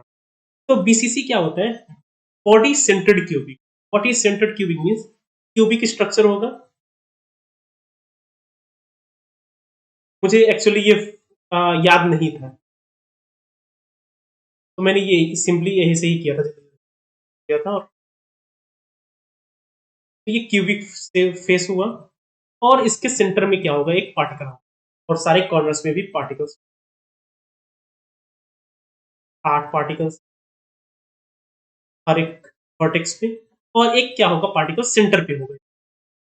ये हो गया बीसीसी। तो बीसीसी में क्या होता है कि तीन जो डायगोनल्स के होते हैं ना, ये लॉन्गेस्ट डायगोनल वाले, ये लॉन्गेस्ट डायगोनल वाले जो एटम्स होते हैं, ये तीनों ज्वाइनिंग एटम्स होते हैं। तो वहां से हम निकाल सकते हैं इस क्यूबिक का लेंथ अगर ए है, और ये पार्टिकल्स का रेडियस आर है, पार्टिकल्स का अगर रेडियस आर है तो आप निकाल सकते हो रूट, तो लॉन्गेस्ट डायगोनल होता है क्यूब का, लॉन्गेस्ट डायगोनल हमेशा क्या होता है? √3 a होता है, क्यूब के साइड लेंथ का टाइम्स। ये क्या होगा? देखो अगर आप तीन ऐसे हैं लॉन्गेस्ट डायगोनल्स में, तीन पार्टिकल ऐसे हो, ये सेंटर से सेंटर तक, ये क्या है? हमारा डायगोनल है। तो डायगोनल अगर आप देखोगे तो यहाँ पे एक आर, इसका 2r होगा, और इसका फिर से एक आर, तो मतलब 4r के इक्वल होगा। यहाँ से a equals to 4r divide, ये रिलेशन आ जाए बॉडी सेंटर्ड क्यूबिक का। तो यहाँ पे अभी पैकिंग फ्रैक्शन निकाल दो। पैकिंग फ्रैक्शन क्या होता है? हमेशा packing fraction is volume of particles divided by volume of cube. ठीक है, तो वॉल्यूम ऑफ पार्टिकल्स कितने होंगे? यहाँ पे अगर आप देखोगे तो जितने भी ये 8 वर्टेक्स पे है ना पार्टिकल्स, वो क्या होंगे? सिमिलरली ही 8 अलग अलग क्यूब के पार्ट्स होंगे, मतलब उसका सिर्फ नेट इफेक्टिव जो होगा ना, वो सिर्फ 1/8 होगा। 1/8 एक पार्टिकल जो होगा वो 8 अलग अलग क्यूब को शेयर कर रहा होगा। अगर आप विजुलाइज करना टफ हो रहा है तो सानू सर ने ये करा रखा है, आप उनके लेक्चर्स देख सकते हो कक्षा में। 1/8 इंटू 8 कॉर्नर पार्टिकल्स है, प्लस जो सेंटर का पार्टिकल है वो तो कंप्लीटली इसी क्यूब में ही है ना, +1। ये हो गया नेट पार्टिकल्स। इतने इतने नंबर ऑफ पार्टिकल्स हो गए इस बॉक्स के अंदर। तो एक पार्टिकल का वॉल्यूम कितना होगा? 4/3 I R divided by cube का वॉल्यूम कितना होता है? ए। सिंपल, यहाँ पे अगर 4/3 आर क्यूब, ए क्यूब की जगह पे क्या रखोगे? Whole cube. आर क्यूब से आर क्यूब कैंसिल हो जाएगा, 8/3 √3।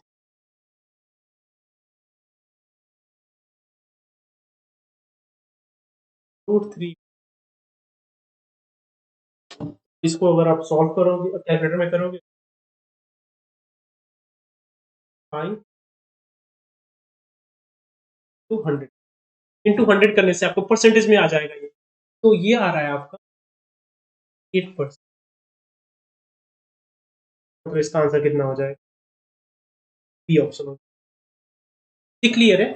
आपको एन इफेक्टिव होता है, effective number of particles in the box, in the cube. Simple cubic का 1 होता है, बॉडी सेंटर्ड का 2 होता है। ठीक है, क्योंकि ये जो कॉर्नर के पार्टिकल्स है ना, वो 8 अलग अलग क्यूब के, सिर्फ क्यूबिक स्ट्रक्चर में यही क्यूब तो नहीं रहेगा ना, इस साइड में भी एक और क्यूब रहेगा। तो सारे जो पार्टिकल्स होंगे ना, वो पार्टिकल्स सिर्फ एक क्यूब में नहीं, वो 8 अलग अलग क्यूब को शेयर कर रहे होंगे। ठीक है, इसलिए जो कॉर्नर के पार्टिकल्स होंगे वो अलग अलग 8 अलग अलग क्यूब्स के हो गए पार्ट, तो इसलिए 1/8 हो गया वो नेट इफेक्टिव, और 8 है तो इसलिए 1/8 इंटू 8। ठीक है, एक क्यूब का कितना आएगा उसका प्रोपोर्शन, एक क्यूब में 1/8 इंटू 8 प्लस जो सेंटर का है वो तो कंप्लीटली इसी क्यूब में ही है, तो इसलिए उसको कोई भी फ्रैक्शन नहीं लेना पड़ेगा, हम +1 कर दिए। ठीक है, क्लियर।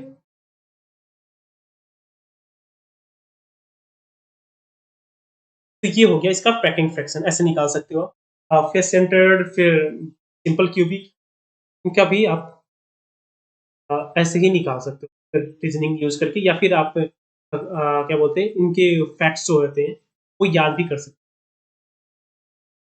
ठीक है, नेक्स्ट क्वेश्चन, नेक्स्ट क्वेश्चन है हमारे पास ऑप एम्प का। Op amp is one of the easiest topic in jam syllabus, मुझे मेरे हिसाब से तो मुझे सबसे ज्यादा इजी लगने वाला टॉपिक यही था ऑप एम्प। इसमें बस मुझे एक ही चीज याद रखना था, वर्चुअल ग्राउंडिंग। वर्चुअल ग्राउंडिंग याद रहा, ये इसके क्वेश्चंस, सर्किट वाले क्वेश्चंस, कम से कम सर्किट वाले सारे questions.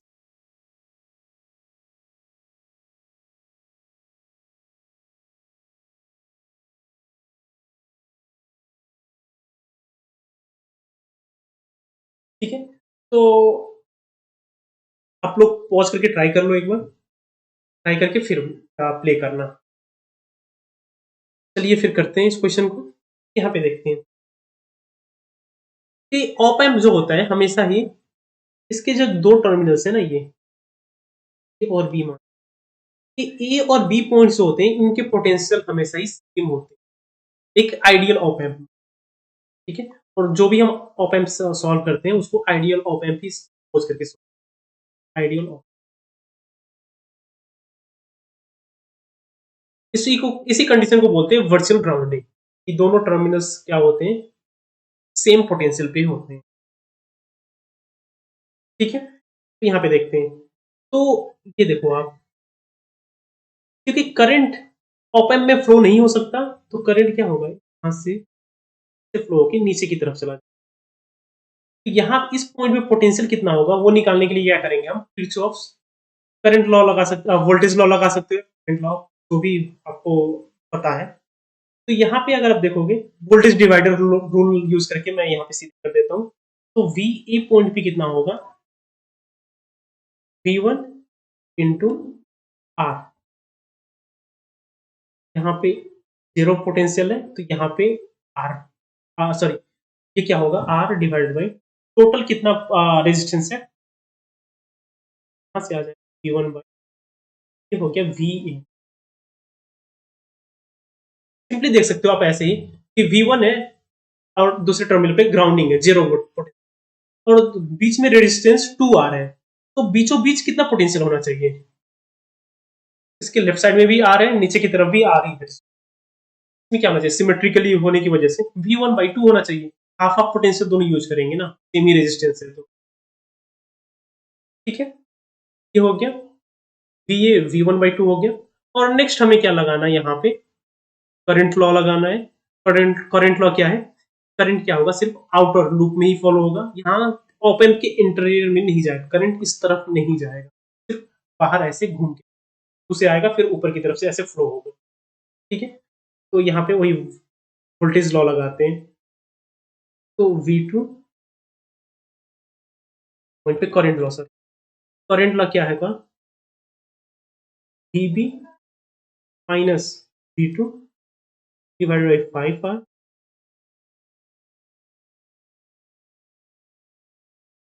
VB minus V out divided by 5R, equals to क्या होना चाहिए,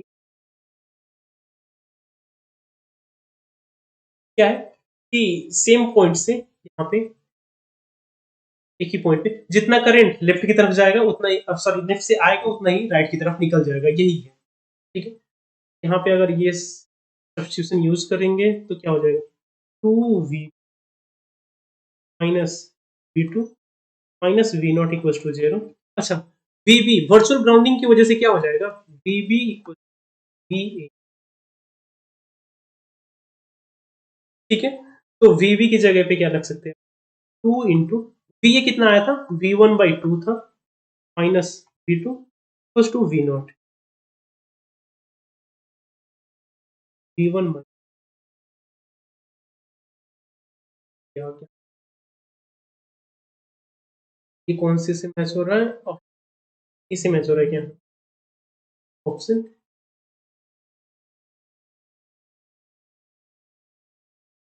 ये ठीक है, आपको वर्चुअल ग्राउंडिंग याद रखना है और फिर करंट लॉ याद रखना है, क्योंकि किरचॉफ का, किरचॉफ बोलते हैं, कोई कोई क्रिकॉफ बोलते हैं, असली नाम शायद किरकॉफ है,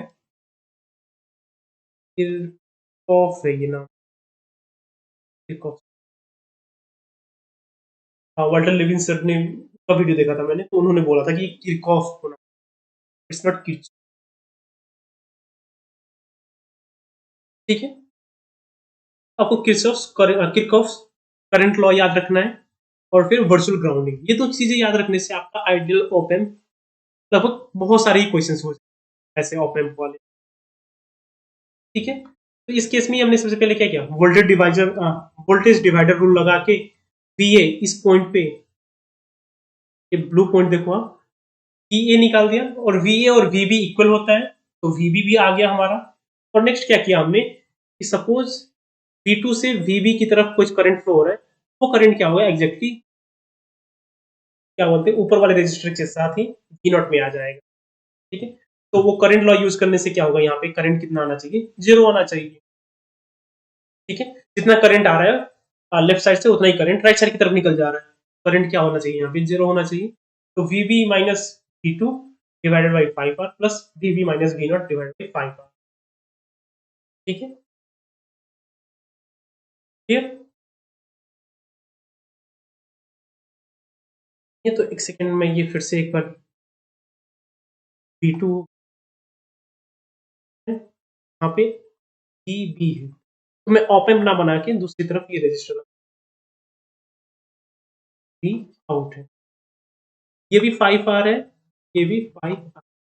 तो ये VB, ये पॉइंट लेते हैं बी पॉइंट पे, बी पॉइंट पे देखो अगर आप, तो VB माइनस V2/5R, ये हो जाएगा I1। सिमिलरली क्या होगा, I2 equals to VB minus V0 divided by 5R। तो देखो अगर आप, तो एक जंक्शन पे क्या होता है, सारे करंट्स का सारे करंट का सम क्या होता है, 0 होता है ना। यहाँ पे क्या होना चाहिए, I1 I2 यहीं से आ जाएगा आपका, इस into V minus V/5R VB not, यहाँ से सॉल्व कर गया, V0 आ गया, V0 ही निकालना है, आउटपुट वोल्टेज ही निकालना है यहाँ पे।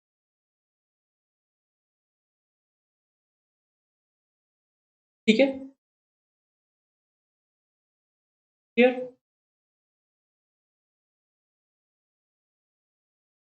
चलिए फिर नेक्स्ट क्वेश्चन, नेक्स्ट क्वेश्चन तो वन ऑफ द सिंपलेस्ट था इस बार के पेपर का, तो आप देख सकते हो कि क्वेश्चन क्या है, एक बार देखो आप अच्छे से, you'll you'll find it funny। एक क्वांटम पार्टिकल है, आपको अनसर्टेनिटी प्रिंसिपल भी दे रखा है, आपको बस अनसर्टेनिटी स्पीड निकालना है। क्लियर है, यहाँ पे करते हैं इसको,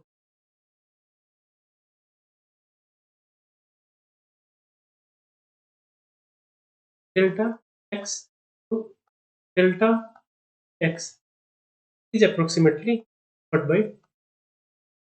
ठीक है, तो डेल्टा एक्स, अब देखो तो एक वन डायमेंशनल बॉक्स है और लेंथ कितना है, 1 नैनोमीटर है। तो डेल्टा एक्स क्या हो जाएगा, डेल्टा एक्स वो पूरा लेंथ ही हो जाएगा ना, जहां तक वो कन्फाइंड है। अनसर्टेनिटी तो यहाँ पे भी हो सकता है, वहां पे भी हो सकता है। पूरा लेंथ, जितने लेंथ में वो कहीं भी आ सकता है, वो पूरा लेंथ क्या हो जाएगा, उसका अनसर्टेनिटी हो जाएगा। अनसर्टेनिटी कितना है यहाँ पे, 1 नैनोमीटर, अगर 10 की पावर 9 -9 मीटर ऐसा यूनिट में। तो डेल्टा एक्स की जगह पे ये रखोगे आप। और delta P x, delta P x क्या है, मोमेंटम है ना। इसको क्या लिख सकते हैं हम, mass into delta v x लिख सकते हैं। मास इंटू वेलोसिटी होता है ना, अब मोमेंटम तो मोमेंटम का अनसर्टेनिटी क्या हो जाएगा, मास इंटू उसका स्पीड का अनसर्टेनिटी। स्पीड भी कौन से डायरेक्शन में, सिर्फ एक्स एक्सिस के अलावा। यहाँ पे ये पुट करते हैं, तो delta times m times delta v x is cut by, ठीक है।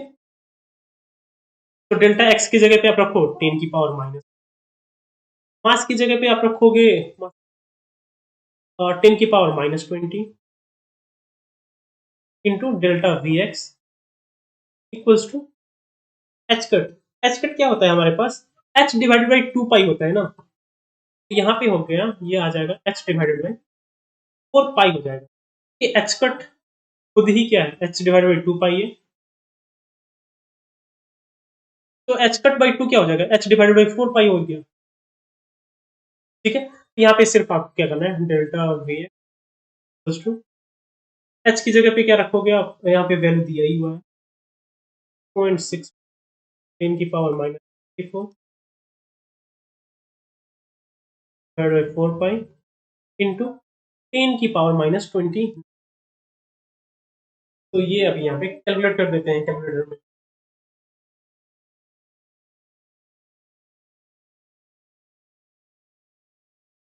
पाई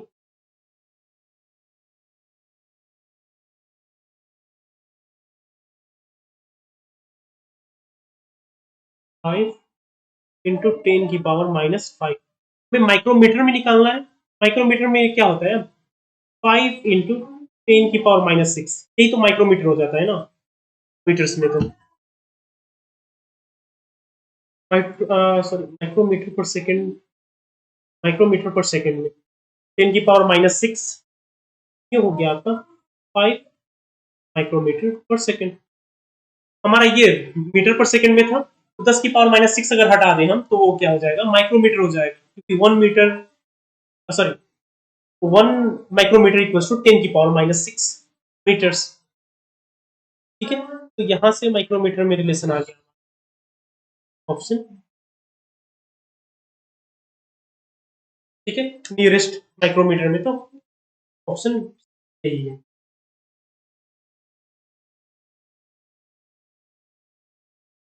ठीक है। इज दिस क्लियर, यहाँ पे सिंपल ही था ये, मेरे लिए तो one of the easiest question ही था ये। बस कैलकुलेटर में लगाना था, और इतना टाइम भी तो नहीं लगा था मुझे वहां पे, क्योंकि मैंने इतना तो सब कुछ किया भी नहीं था, मैंने दिमाग में ही कर दिया था कि delta v x equals to h cut two mass delta x. ये दोनों मैंने एच कट कर दिया था 6.64, वो 4 पाई, इन दोनों का कर दिया था -29 इंटू 10 की पावर -34 ऊपर था। और यहाँ से मेरा जो आंसर आया था 0.5 आ रहा था, 0.5 इंटू 10 की पावर -5, 0.5 को मैंने वहीं से 5 लिख दिया था।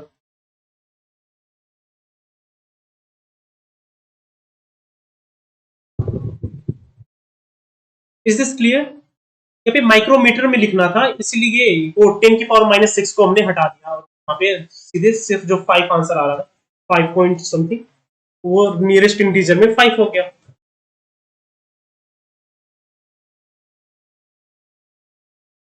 ठीक है, क्लियर एवरीवन।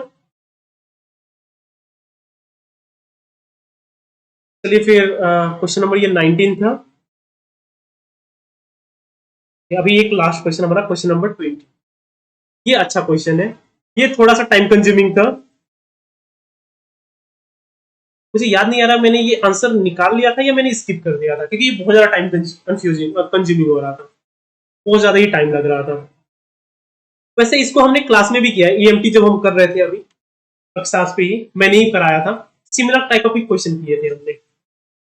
कक्षास में भी, हाँ कोर्स वर्क पे ही टाइम पे ही सिलेबस कंप्लीट कर रहे थे, थ्योरी क्लास में ही हमने ये क्वेश्चन किया। तो आप लोग अगर क्लास अटेंड किया होगा तो ये आप फॉर श्योर कर पाओगे, अगर नहीं किया था तो यू कैन ट्राई, एक बार पॉज करके आप ट्राई कर लो, फिर ये सोल्यूशन देखना।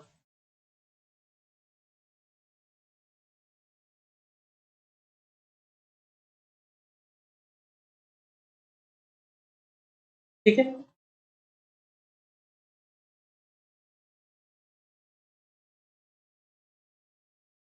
चलिए अभी सोल्यूशन करते हैं फिर इसका।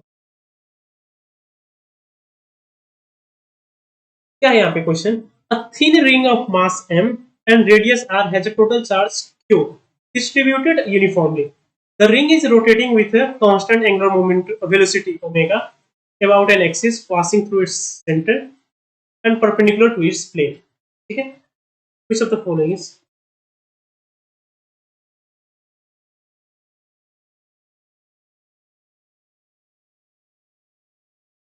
यहाँ पे सबसे पहले हम क्या करते हैं, मैग्नेटिक फील्ड निकाल देते हैं।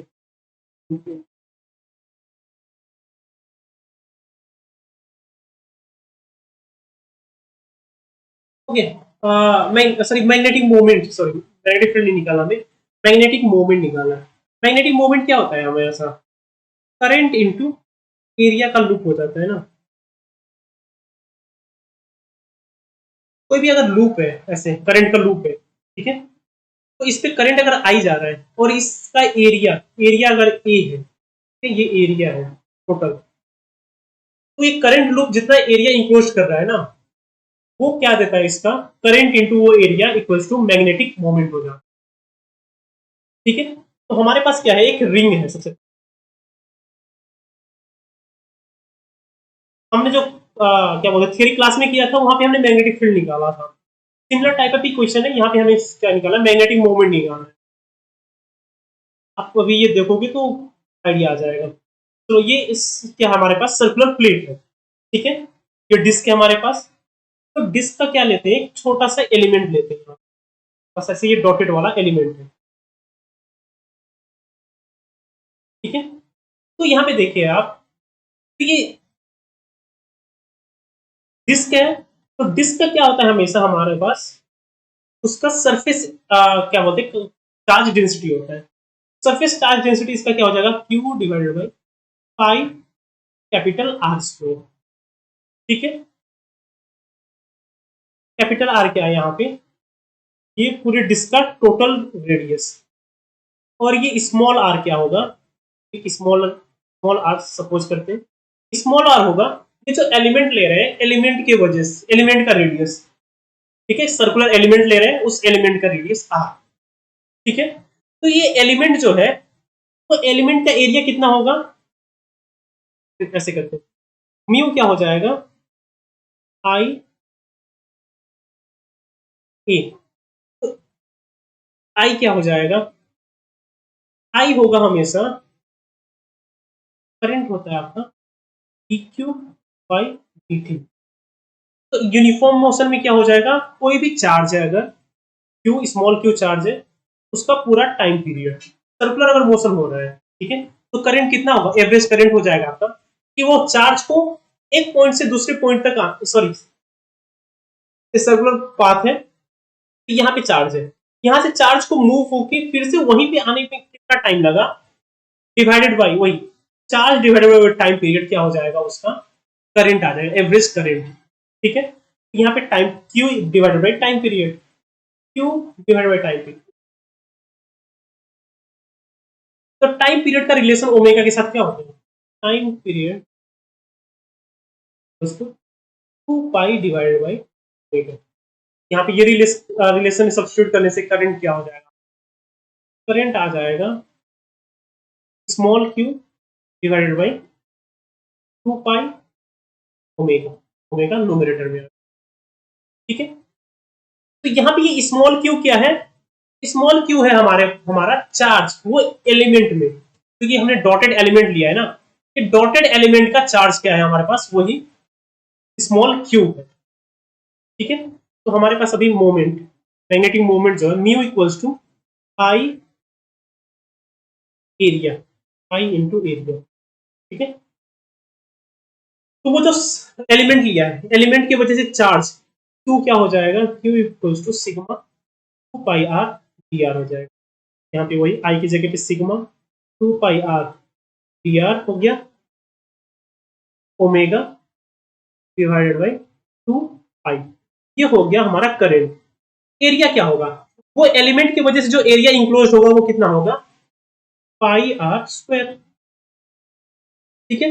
यहाँ पे देखते हैं क्या क्या कैंसिल हो रहा है, two pi are pi cancel हो रहा है, हमारे पास बच रहा है ओमेगा पाई ओमेगा सिग्मा, ये कॉन्स्टेंट्स है, फिर बच रहा है हमारे पास आर क्यू, ठीक है, ये म्यू।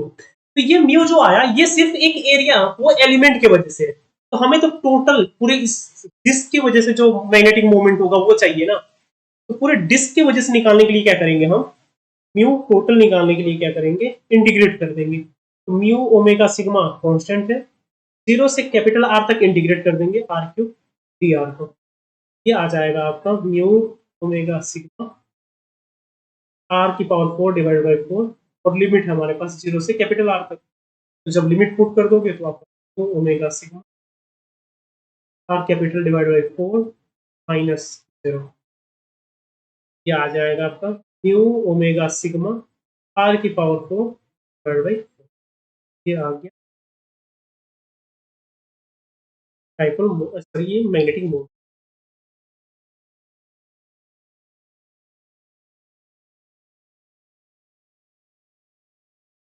ठीक है। ये किस ऑप्शंस के साथ मैच हो रहा है, चेक फॉर योरसेल्फ नाउ, कर सकते हैं अभी आप, म्यू ओमेगा सिग्मा आर की पावर 4 बाई 4, ओके। हाँ, सिग्मा की जगह पे फिर से क्यू के फॉर्म में, सिग्मा क्या था हमारे पास, capital Q divide by pi capital R square, ये सब्स्टिट्यूट कर देते हैं, म्यू ओमेगा। ये क्यों सब्स्टिट्यूशन कर रहे हैं, क्योंकि हमारा जो फाइनल ऑप्शंस पे आंसर है ना वो सिग्मा के फॉर्म में नहीं है, वो कैपिटल क्यू और आर के फॉर्म में है, तो इसीलिए ये सब्स्टिट्यूशन कर रहे हैं हम, ये आर स्क्वायर इंटू आर की पावर, ओके सॉरी मैंने कोई कांस्टेंट मिस किया है तो, अच्छा यहाँ पे पाई भी है ना, पाई ओमेगा सिग्मा, म्यू नहीं है ये, पाई,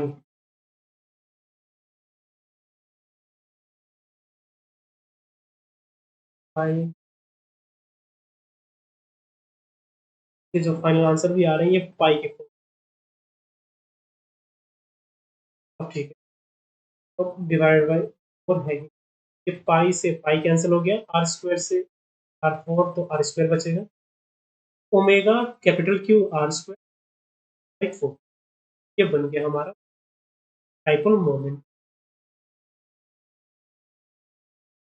ठीक है। Omega Q are square by 4, Q Q omega are square by 4, ये ऑप्शन ए,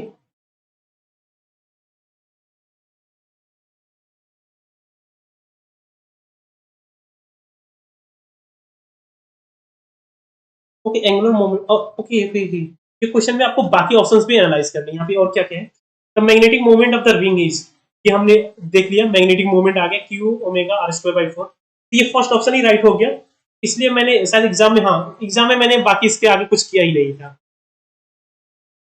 बाकी सॉल्व ही नहीं किया। बट अगर आप एमएसक्यू में आ रहा है ये सेम क्वेश्चन ही, तो आपको क्या करना है, नेक्स्ट एंगुलर मोमेंटम भी निकालना है। तो एंगुलर मोमेंटम क्या होता है, angular momentum L is equals to I omega, sorry ये आई क्या है हमारा, मोमेंट ऑफ इनर्शिया, इस केस में करंट नहीं है, ये मोमेंट ऑफ इनर्शिया। तो एक डिस्क के लिए मोमेंट ऑफ इनर्शिया कितना होता है, एम आर स्क्वायर बाई 2 होता है, और ओमेगा ओमेगा ही हो गया, ठीक है। तो अगर हम म्यू बाई एल निकालने जाए तो क्या बचेगा, ओमेगा क्यू, ओमेगा भी नहीं बचेगा, सिर्फ क्यू बचेगा, टू डिवाइडेड बाई, ये रेशियो निकालो आप, टू फाइंड दिस रेशियो, करते हैं इसको अच्छे से, क्या निकालना था, एक ऑप्शन देख लेते हैं, सेकंड ऑप्शन में magnetic moment to angular momentum, इसका मतलब म्यू टू एल ही निकालना है, म्यू बाई एल निकालना है। तो म्यू हमारे पास omega Q are square by 4 है, और एल हमारे पास है omega M R square divide by 2। अब देखो तो ओमेगा से ओमेगा कैंसिल हो गया, आर स्क्वायर, और ये 2 से ये सिर्फ 2 बचेगा, ये बच रहा है आपका क्यू डिवाइड बाई 2 एन।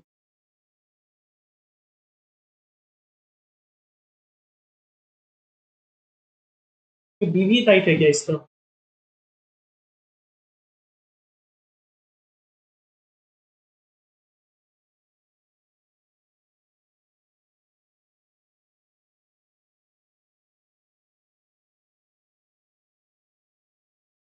इसका तो बी भी राइट आ रहा है, और ए बी।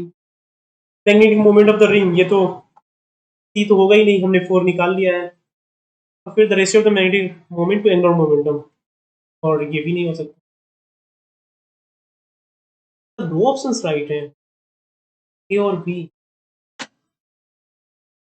ये तो वो होना चाहिए था, तो मे बी इसका मार्क्स टू ऑल नहीं है क्या?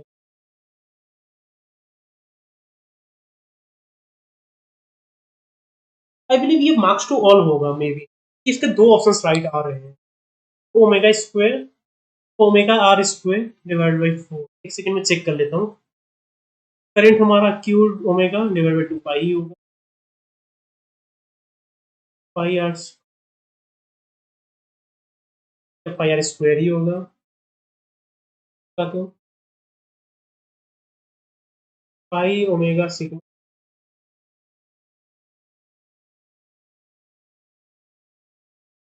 Equals to.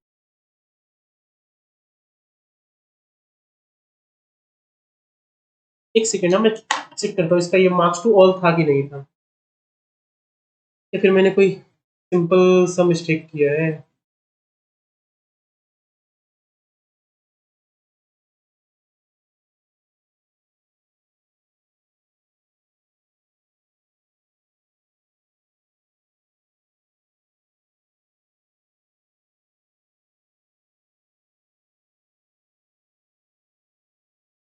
Okay okay okay, इससे मैंने डिस्क के लिए किया, ये क्वेश्चन रिंग के लिए है। ओके ओके ओके, ये मिस्टेक हो गया था, मैंने डिस्क के लिए कर दिया, तो डिस्क के लिए नहीं है, ये रिंग के लिए, सिंपल रिंग के लिए। फिर तो इजी है।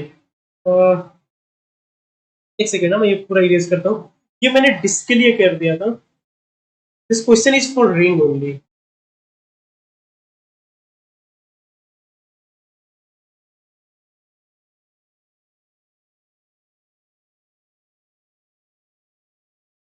ओके चलिए, फिर ठीक भी है। और क्वेश्चंस ऐसे भी रिपीट नहीं होते ना इतने ज्यादा, तो आप लोगों को आइडिया भी मिल गया कि अगर डिस्क होता है यहाँ पे तो कैसे कर। ये अगर ये रिंग है तो रिंग के लिए तो सिंपल हो जाएगा। रिंग अगर है तो रिंग के तो सिर्फ सरकमफ्रेंस पे ही सारे चार्जेस है, तो टोटल चार्ज क्यू यहीं पे है, तो करंट कितना हो जाएगा? Current will be Q divided by time period. Time period की वजह से हमने जो निकाला था वो आ गया था क्यू ओमेगा डिवाइडेड बाई 2, ये आ गया करंट। तो म्यू कितना हो जाता है? Current into area. तो यहाँ पे टोटल रेडियस इसका आर है, तो एरिया पाई आर स्क्वायर हो जाएगा, तो Q omega divided by 2 pi, pi capital R square, pi के साथ पाई कैंसिल हो गया, हमारा म्यू आ गया Q omega are square divide by 2। ये हो गया magnetic moment. Magnetic moment A भी रॉन्ग है, ए भी नहीं होगा मैग्नेटिक मोमेंट इसका, और फिर ये सी भी नहीं होगा, इसका Q omega are square divide by 2 होगा। और एंगुलर मोमेंटम अगर हम देखें तो एंगुलर मोमेंटम होगा आपका M R square, simple, M R square. यहाँ पे मोमेंट ऑफ इनर्शिया कितना होता है? एम आर स्क्वायर होता है, एक रिंग के लिए moment of inertia M R square, और इसका ओमेगा एंगुलर मोमेंटम। तो हमें चाहिए म्यू बाई एल चाहिए, Q omega are square divide by 2 divide by M R square omega, are square R square omega are square का omega cancel हो गया, Q divide by 2m। यहाँ पे हमारा जो रेशियो आ रहा है magnetic moment to angular momentum का रेशियो वो आ रहा है क्यू डिवाइड बाई 2। ये हमारा बी का ऑप्शन राइट, ठीक है। अच्छा हाँ, यहाँ पे एक चीज और पता चली ना कि एंगल ये magnetic moment to angular momentum का रेशियो अगर निकाले तो रिंग और डिस्क का सेम ही आता है हमेशा। दोनों केसेस में रिंग और डिस्क का क्या बोलते हैं मैग्नेटिक मोमेंट और टू एंगुलर मोमेंटम का रेशियो इक्वल ही आता है। वैसे न्यू रिजल्ट मैंने ये नोटिस भी नहीं किया था पहले, तो गलती से भी कुछ नया सीख लिया। Okay, can it be generalized? तो आप एक बार सोचना कि क्या ये जनरलाइज कर सकते हैं हम, किसी भी केस में ट्रू होगा क्या? इसको रिंग के लिए ना करके अगर हम एक स्क्वायर लूप लें या फिर स्फेरिकल चार्ज डिस्ट्रीब्यूशन ले लें, क्या सेम होगा क्या ये? That's a good question to think about. Okay चलिए, फिर हमारा 20 क्वेश्चन हो गए आज के। बाकी 21 से 30 तक का क्वेश्चन हम नेक्स्ट वीडियो में करेंगे, ठीक है। चलिए तब तक के लिए bye bye, see you in the next.